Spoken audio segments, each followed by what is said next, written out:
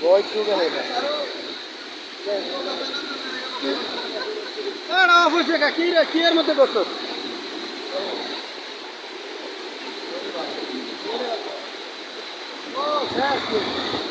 গাছ উঠে গেলে ইন্ডিয়া পানি আরো বড়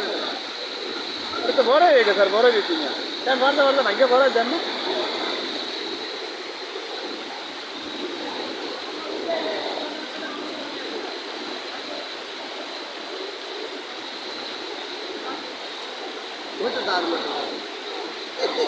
এই তো ভালোই